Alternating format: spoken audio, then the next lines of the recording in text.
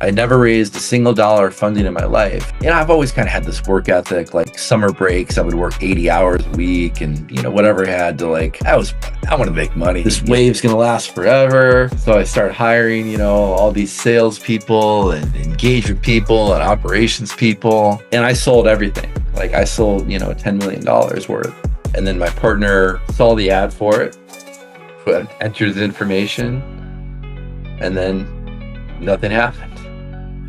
Oh my gosh, once you have enough money to fix it, you should fix it. What does failure is knowledge mean to you? Failure is experience, experience is wisdom.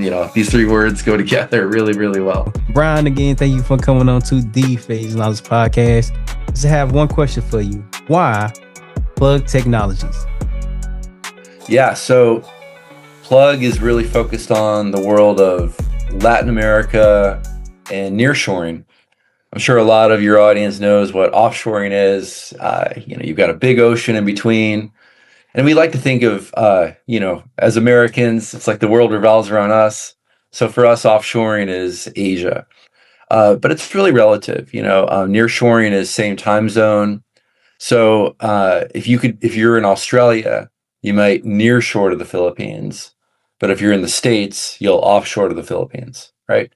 So anyway, about 10 years ago, I got in this world of nearshoring, and that's Latin America, all about connecting talent. And how it got started was kind of a long story, but a little bit of a wild one, if you'd like me to get into it. Please. Yeah, absolutely. So I was in San Francisco at the time, grew up in the Midwest, but ended up, moving to San Francisco, kind of caught that tech startup bug and wanted to be like right in the middle of everything. So worked for a bunch of these. And, when I got out there, I had like massive imposter syndrome. I went to a school that nobody had ever heard of called Southern Illinois. Everybody seemed to go to like MIT or Harvard or Stanford. And I just thought everyone was like way smarter than me. And what was I doing there? So it took a few years to kind of build some confidence and realize I had a few things going for me. And but I needed some time to develop that. And I kind of caught this bug, what? I think I could be a founder. And I don't know anybody, I don't know any entrepreneurs. My dad worked for the same company for his whole life, and I don't know anybody in that world. And I actually had this like wild vision that I wanted to be an expat in Asia. So not Latin America, Asia. I wanted to be in like the midst of Singapore or Shanghai and like these big skyscrapers. I felt like that's where the future was. So I ended up doing a MBA program where it was kind of cool. It was with UCLA, and everybody knows what UCLA is, but nobody knows what NUS is, which is National University of Singapore. And again, Americans, we're kind of focused on ourselves. But NUS happens to be like one of the top schools in all of Asia. So I thought, okay, if I get this degree from NUS, it's going to open up my world and I'm going to have all this opportunity. And it didn't work at all like that. I'm trying to make stuff happen over Skype, and this is like 10, 11 years ago. Nobody's biting. They're like, who is this? Who's this guy, from California?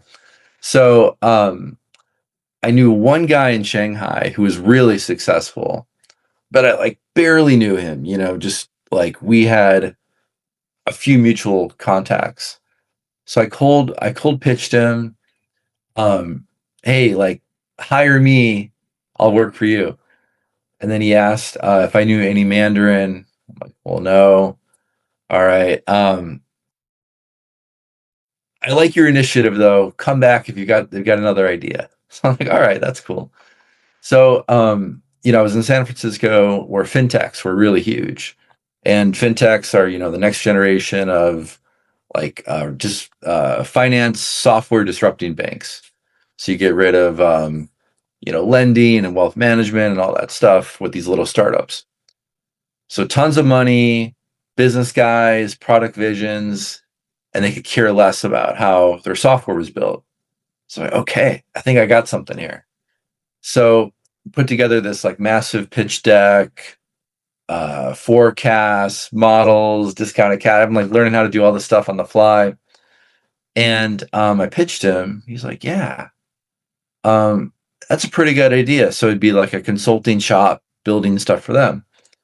And then he agreed. I never raised a single dollar funding in my life, and he agreed to give me $2 million to build this company.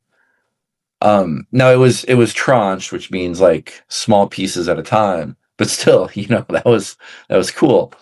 Um, so I realized that Asia probably wasn't the right place for this. San Francisco would eat up all the cash in like a year. $2 million doesn't get you very far at all in a place like that. So I started looking around, and a few years prior, I had done like a solo backpacker, stay in hostels in Argentina. Really liked it out there.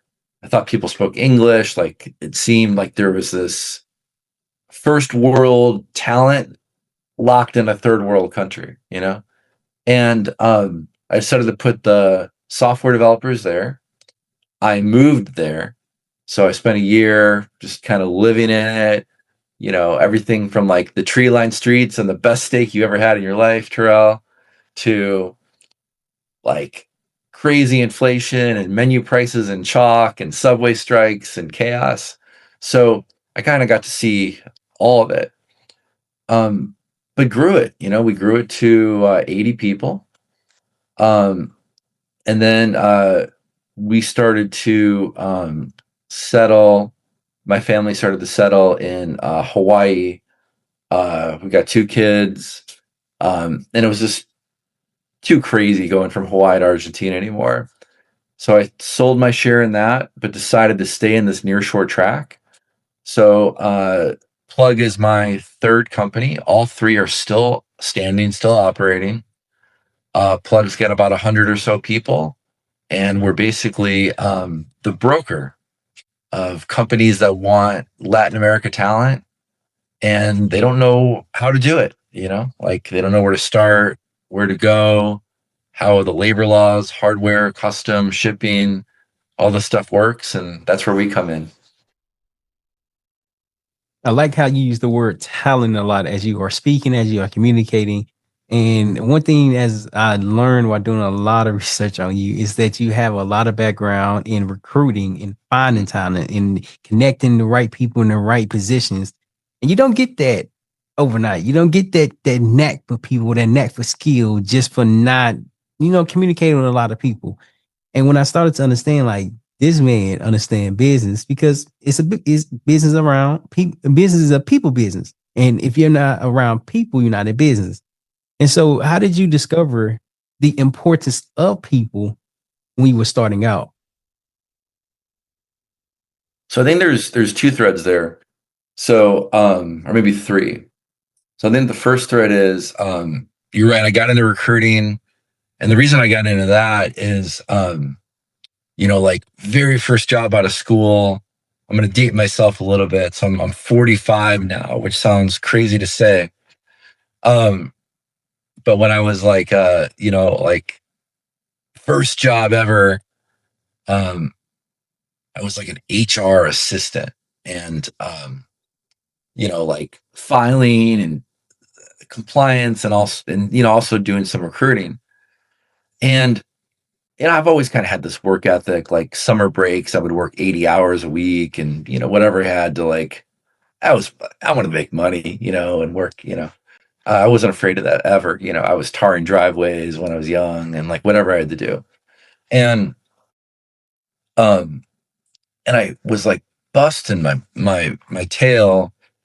Um, there were like nights I'd stay till 8, 9 o'clock at that office and try to fill all the seats in this call center, or the whatever roles that they were trying to fill at the time, mortgage brokers, anything. And my salary never changed no matter what happened, right? So my pay never changed. And I kind of brought that up, and they're like, well, yeah, I mean, you're an HR assistant. Like, what do you expect? This is just like one of your responsibilities. So like immediately, or you know what I think happened? Like the same week, it's funny how this happens in life. The same week I got like a cold call from somebody from a recruiting agency. I know I didn't take this job, but I still remember this conversation, you know, like 20 years ago of, um, so, you know, your compensation is variable. I'm like, well, what does that mean? Well, like the better you do, the more you'll make. What? There's jobs like this in recruiting? So, you know, I was in, started interviewing, I was out the door really fast, you know, on, you know, working in this staffing part where the more it's just like real estate agents, the more you do, the more you make. So that kind of got me in that people track was really like my work ethic and competitive mind. Like, and I was that guy that not only knew my stats, but I knew everybody else's stats in the office. You know, I'm like, know all the ratios. And I mean, I was like intense with this stuff. Um, so that got me into it. And then uh, the when I look at the success or failures of the businesses at, and a lot of failures, I mean, you said it, Terrell. Like people are everything, man. You know, we could talk all day about AI and all this other stuff, but you know, your business is really dependent on the quality of hiring and the quality of leadership you do. You know this, you know, as a Marine Corps veteran, like it matters. You know, you really need to get the right people on the bus, and then you know lead them down the right path. And the third thing I'll say is I can't comment on like every industry, but the tech industry generally, these companies raise a ton of money, and about 70% of that is allocated towards labor. So you hear about like OpenAI raises, you know, $1 billion, or you know, back in the day, Uber, you know, raises $100 million. There's remember these are tech companies, so they're not buying cars. Um, some of that's for like hardware and servers and stuff. Uh, but really, it's like software developers and salespeople and whatever else can drive their business. So once you realize that talent's kind of like the center of your organization, and that's where the money's going, that's where the money's flowing. So uh, there's some pressure if you can handle it, but it's also, I think, the highest impact role you can have in a company. Okay. So you made me think about I'm in the process of learning how to manage a team or work with a team, work and start bringing people on. And a lot of people, a lot of business owners, a lot of leaders say that you have to put steps in place, you have to put systems in place. So I'm like, all right, cool. Let me start to put the systems in place.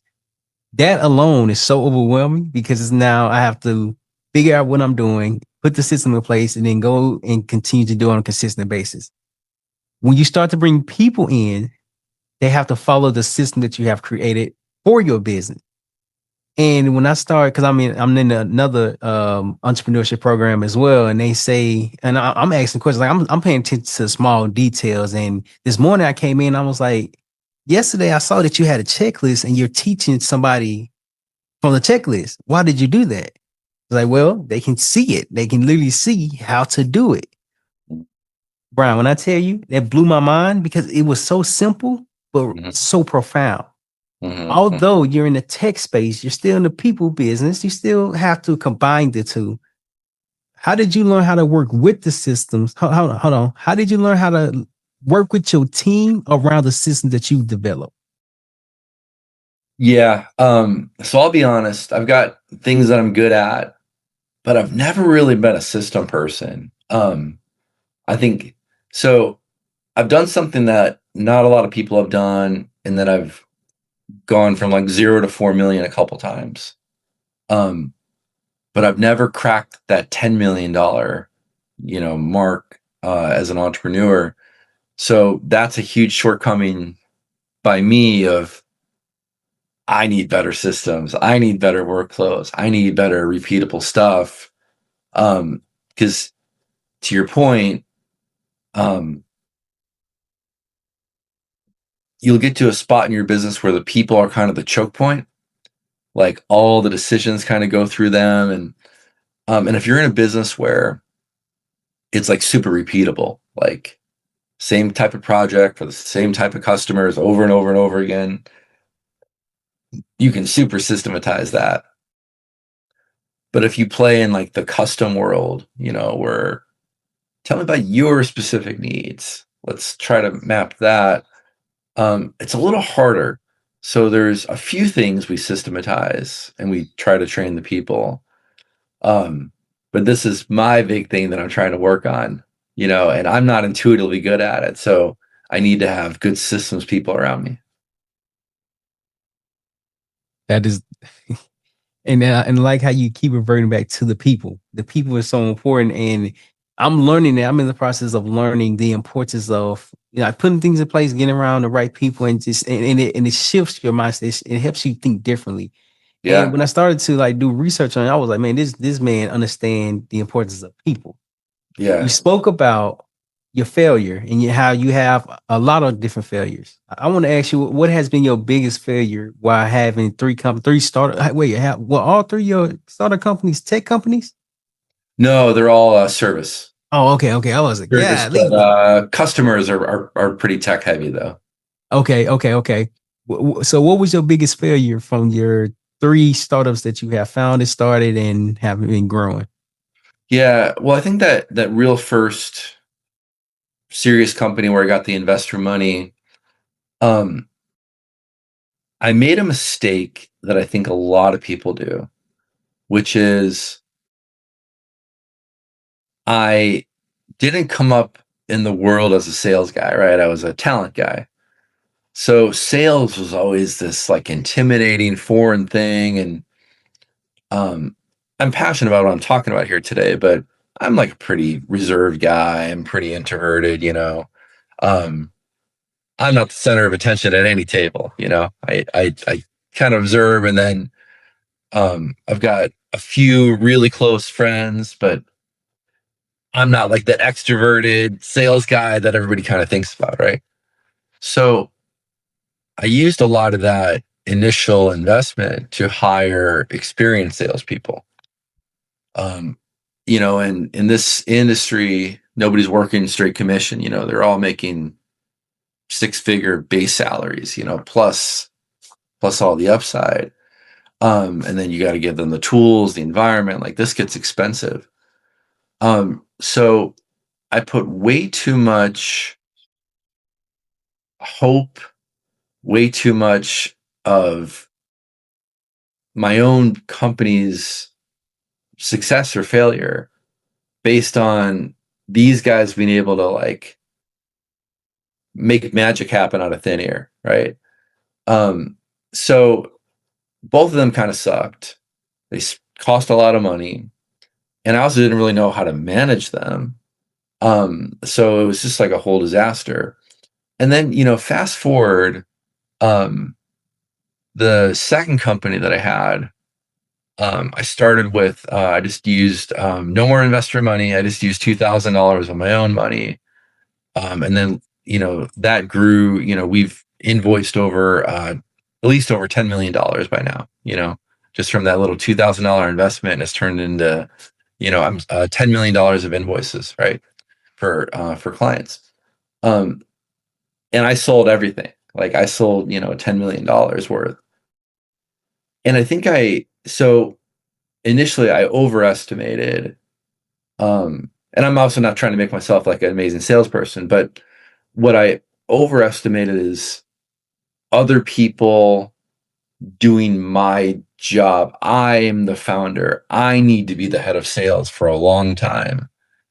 So I know what customers care about. I know how to make the business happen. I know how to position. I know the offer. I know the rebuttals. I know the issues. And I just outsourced all that, just like somebody else is going to figure this out. So when I had to have like all the pressure on my back and it's my own money this time, you're a little more tighter with your own money too. So, you're not like, it's that kind of old adage of when it's investor money, it's like, all right, I just sent the $50,000 wire. When it's your own money, you're like, okay, here's $200. You better get this thing perfect. So I went from like a wild spender to a cheapskate pretty quick when it was my own money. But you also, I took on the pressure, and I think the last point I'll make here is you kind of have the superpower as a founder, because customers, no matter how small your business is, they know no one will care more or be more passionate about it than you as the founder.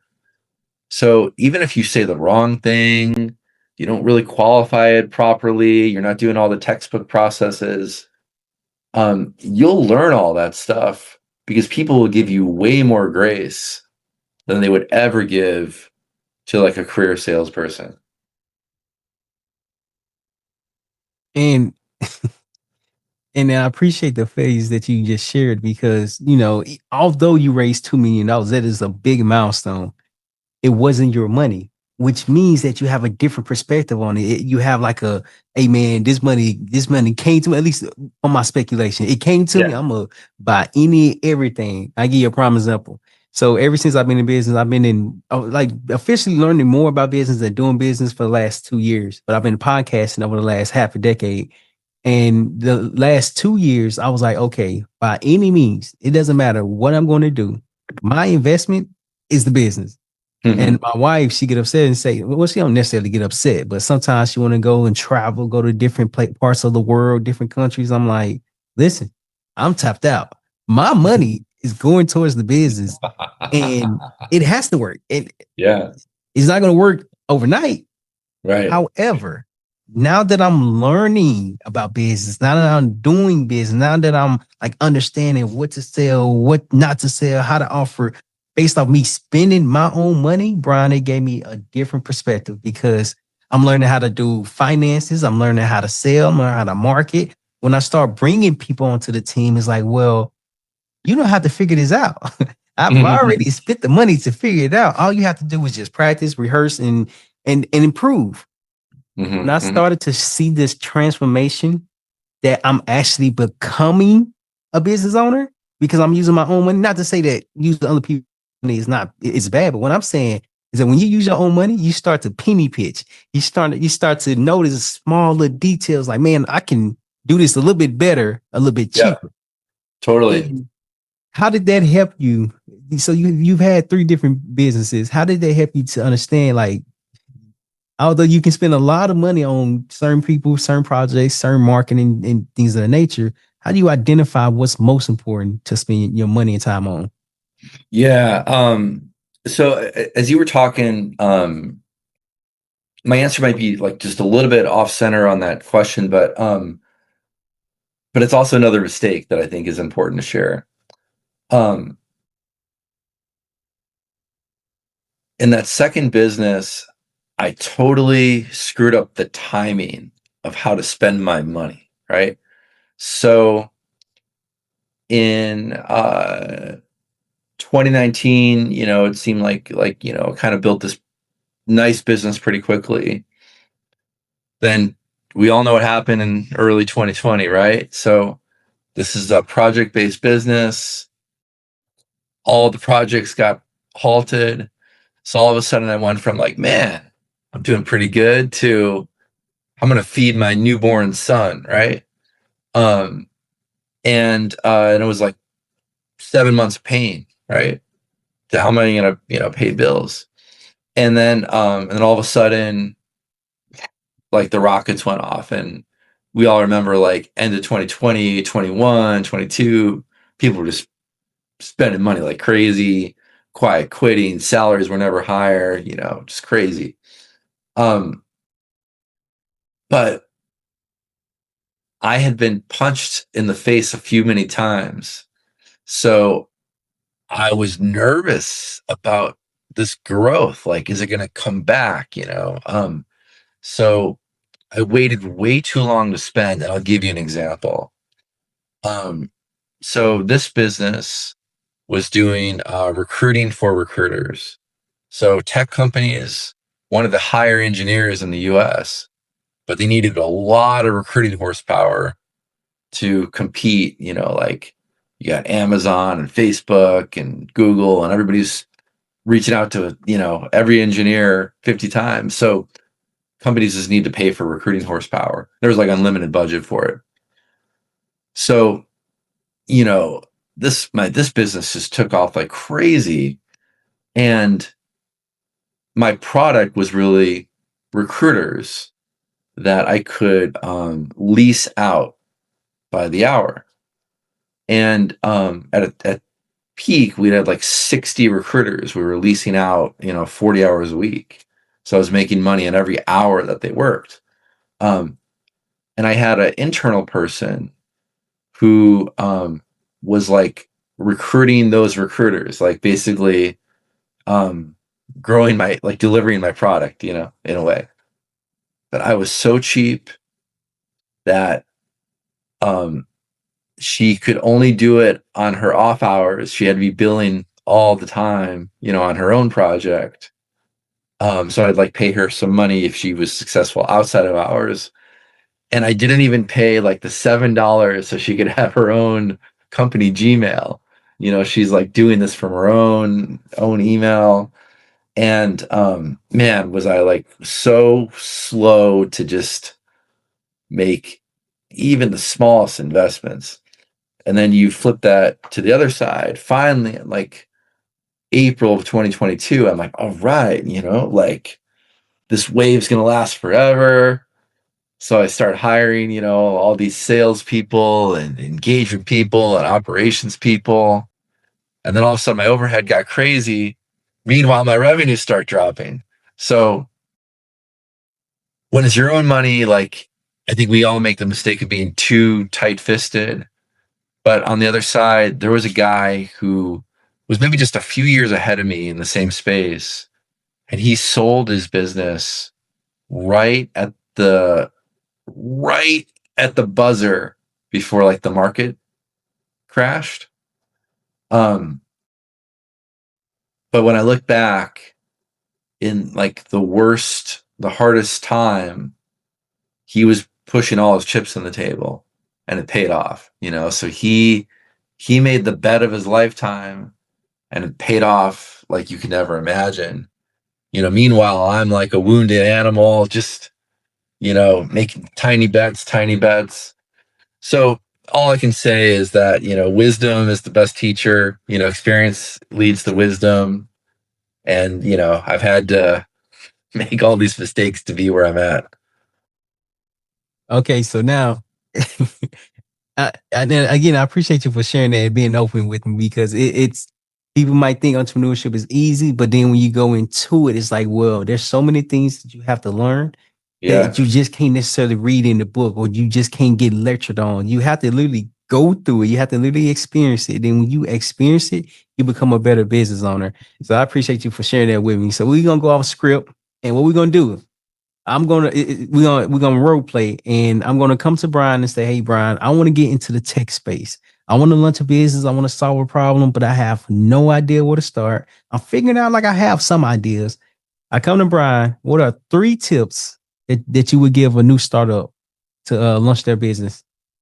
Well, I think the first one is you don't have a business until you have a customer, right? And that's something I tell everybody because I've been in this like weird space where it's 3 in the morning. I'm playing with the commas on my website, like stop, go chase a customer. So I think that's number one. I think number two is really more like a 1A, like don't talk to people that um are close to you because they don't want to hurt your feelings, right? Um, and I see this actually a lot in Hawaii where people will say harmony over truth over here, right? Because it's a small island. No one wants to offend anybody. It's just kind of peaceful. It's cool. It's, live in harmony. But that means nobody's telling each other the truth. Like, yo, your software sucks. Um, they're just like, oh yeah, good job, keep it up. Um, so that's like one and then 1A, and then I think, two or three, whatever you want to say, is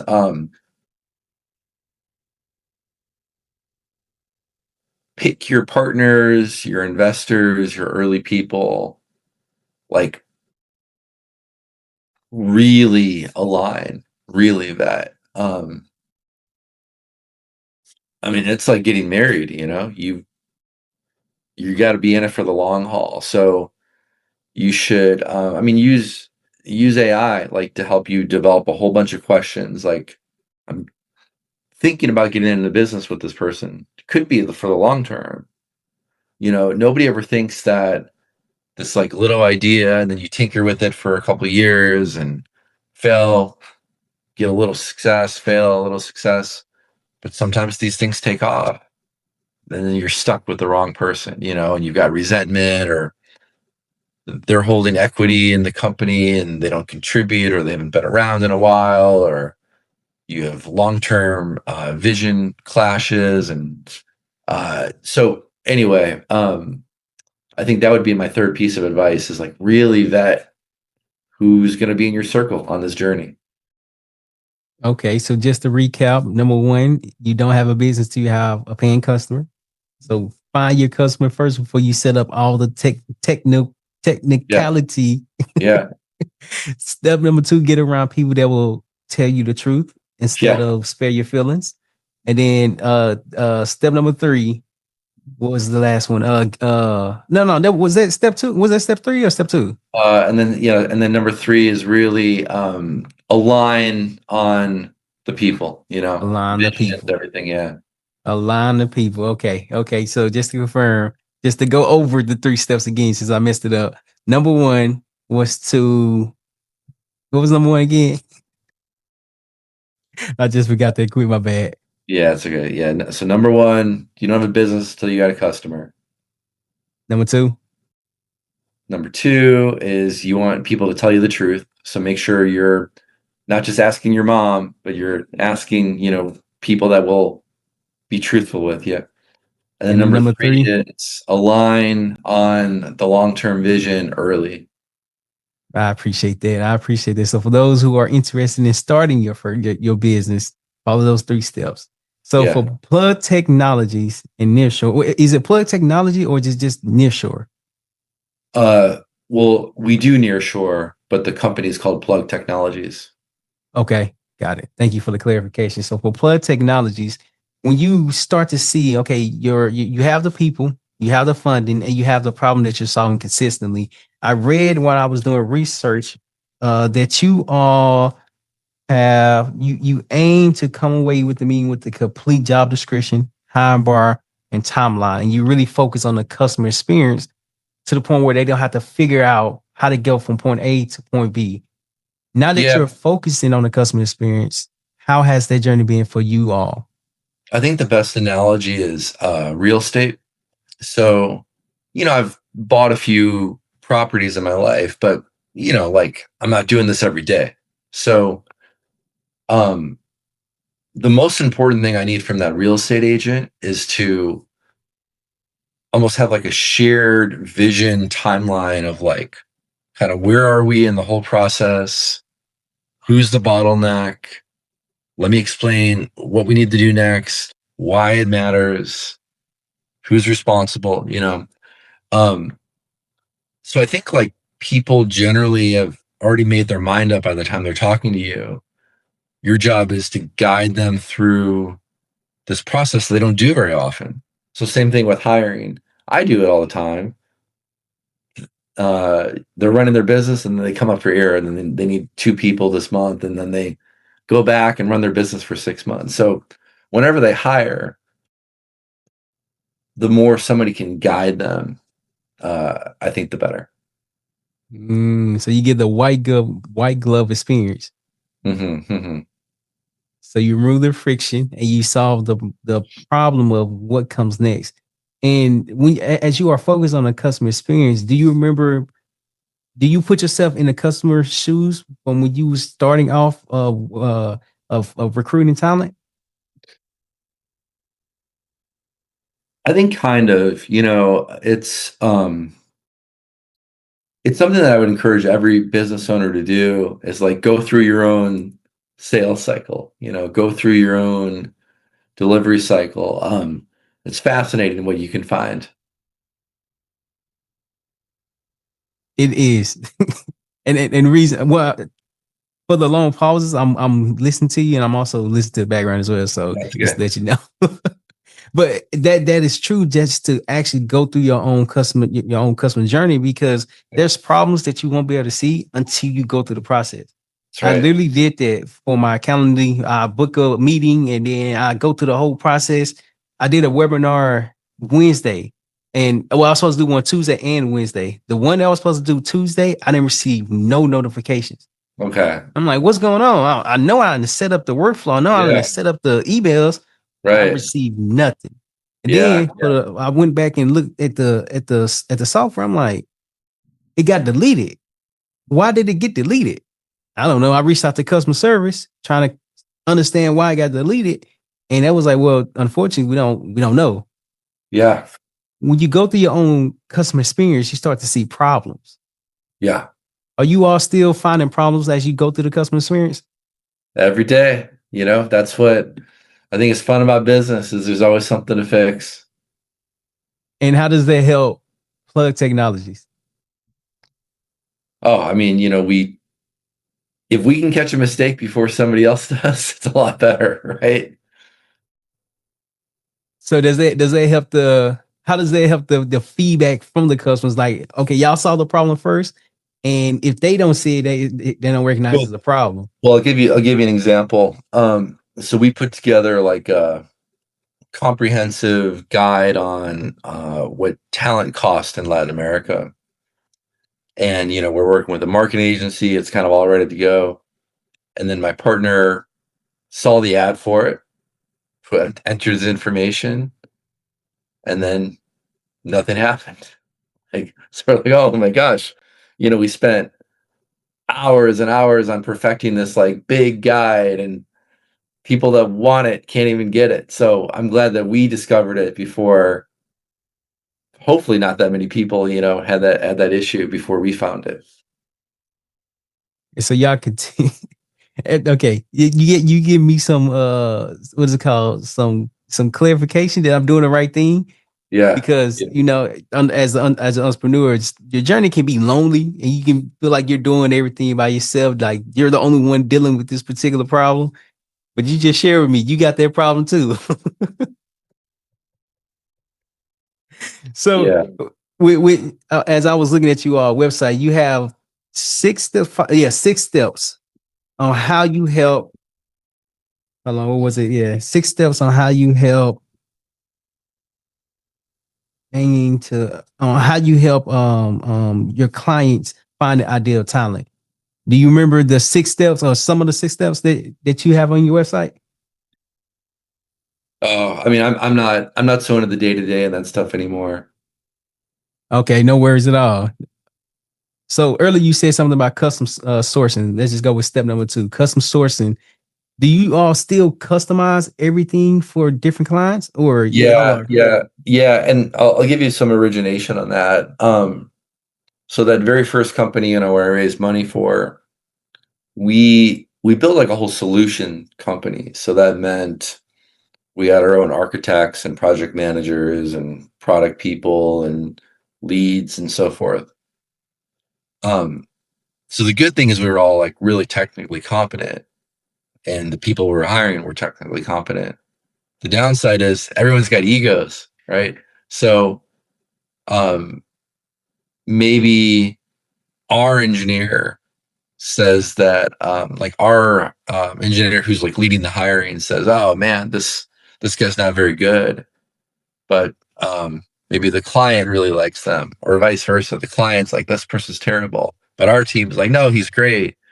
So this ego clash all the time of, well, are they good, or are they not? So I got rid of all that noise, and now it's only about the only bias we care about is what that hiring manager cares about, right? So we just try to align, you know, this is the role, this is the culture, this is the baggage that they bring to the table, like Some people are they only want like hackers. Some people only want like PhDs. Some people don't want job hoppers. Some people love job hoppers. Some people don't want contractors. So, um, some people love computer science grads. Some people don't. So there's this like everyone kind of brings their own experiences, their own reality, their own baggage. And what we're trying to say is like, that's fine. Like, we want you to be authentic. So let's just all be real and we'll find you exactly what you want. Right. And so when you remove the different layers of communication, you start to see that you have a better functioning team. Yeah, that's right. That's right. Okay. So so recently I learned that you have to treat your team members just as much as your customers. Like you have to care for the people that's on your team just as much as your customers. When you did that, did you start to see a transition from how people were communicating, or did it actually help productivity? Um, so like just around communication with team members and like how that, um, yeah, I think, productivity is, I think it's an insightful question because productivity is, always like tied with communication and how people are talking and it's hard to get that right because when you're early, you don't need like a full intense, CRM, right? And you kind of live off of like email and Slack and uh Excel spreadsheets and Google Sheets and then you buy your first piece of software that does like one or two things really well and then you buy another one but they don't, it's not totally talking to each other, it's not all automated and before you know it like you've scaled and you've got this like duct tape, operating system. So um I don't know how to not have that, but I know that once you have enough money to fix it, you should fix it. Okay, before you had enough money to fix it, how did you go about fixing it? I mean, it's just pain. You just gotta take the pain.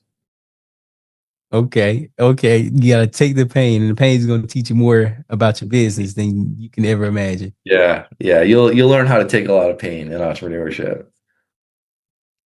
Now that you are more established in business and you have your team members, you have the systems, you have everything in place, when you receive new pain, how does that affect the daily operation? When we have new people, like how does that impact it? Yeah, the new pain, like how does it get? Yes. Um, well, I mean, like entrepreneurship is just pain, every day, right? So, and then as you get bigger, it's just bigger pain. But but you hope that you um get into a position where you've got the right people that can solve problem like you don't have to solve every problem. That's kind of the hope. Because you have the right team around you that can solve the Yeah. other problems. Yeah. Yeah. Okay. That make a lot of sense. So, back to plug talk, plug technologies. What are the next goals that you're looking to accomplish for the plug technologies? So as I said on the top of the show, that 10 million mark is like my big white whale, like always trying to go for that. So if we can hit that, we did a lot of the right things to scale. Okay, man. You say you haven't hit the 10 mark yet, 10 mil mark, and you're already in the Yeah, not process of doing it. yeah, not in the single season, So, um it's always where I've been striving for, but I need to get all the scale stuff right. How would you go about doing that though? Like you say, you need to get the scale stuff right. Yeah, just have the infrastructure, and headcount's not everything too. I'd rather have a small team of all the right people and then enough automation built in. I think we're headed there though. That make a lot of sense now. One thing about automation is that it's going to save you a lot of time, and as it's saving you a lot of time, it's helping you become more efficient. You actually said that. hold on. There was a video that you said something about being, here it is right here. Be effective before you try to be efficient. Oh yeah, that's like there's a few things that I ever say a lot. You know, you can throw it on a t-shirt. That's one of them. It's I think a lot of us we try to be efficient first, but like there's no real scale. So, you know, meaning like stop worrying about your costs to acquire a customer. Just acquire a bunch of customers first and then start looking like, okay, how can we be more efficient? But if like your very first customer, you're like, I'm trying to get this at $7 or something or whatever the cost is, like you don't even know if you're good at it yet. And it goes back to what you had said earlier to get your first customers. So don't worry about everything else. Go get your first customer. That's right. Because when Yeah. you're effective, you become more efficient. That Yeah. make a lot of sense. Yeah, now that you just painted that picture for me. All right, so we got one last segment, and it's called Best for Last. And it's when I ask you 4 questions and you answer it within 30 seconds. Okay. I'm All right, ready. so question number one, what are you grateful for? What am I grateful for? My kids. I've got a 5-year-old and a 6-year-old, and they bring me joy every day. Wow, okay. Question number two, do you have any regrets? Any regrets? Honestly, I regret not being an entrepreneur a lot earlier. You know, How you old did you start? realize I was 35, so 10 Oh, years. This has been a 10-year journey.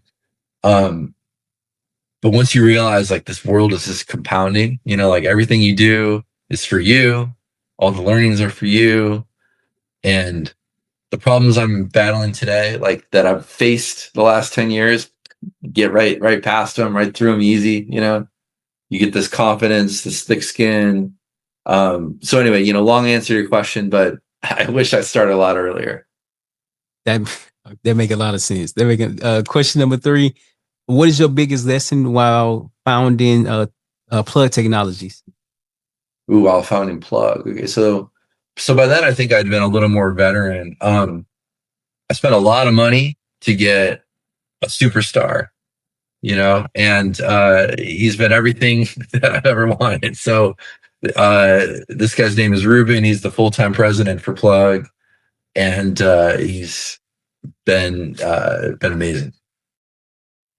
That is a great lesson. That is the biggest lesson. And then last question, what does failure is knowledge mean to you? Failure is knowledge. Man, I mean, this is, you know, like we talk a lot about, you know, wrong salespeople not doing sales, you know, tinkering with websites and not spending money right. But man, all this is just experience is wisdom, right? You know, and failure is experience, experience is wisdom. You know, these three words go together really, really well. I definitely agree. Brian, man, this has been great. How can people learn more about Plug Technologies? How can they learn more about Brian? How can they connect with you? Appreciate the opportunity to share my story. Plug Technologies website is plugg.tech, Tech.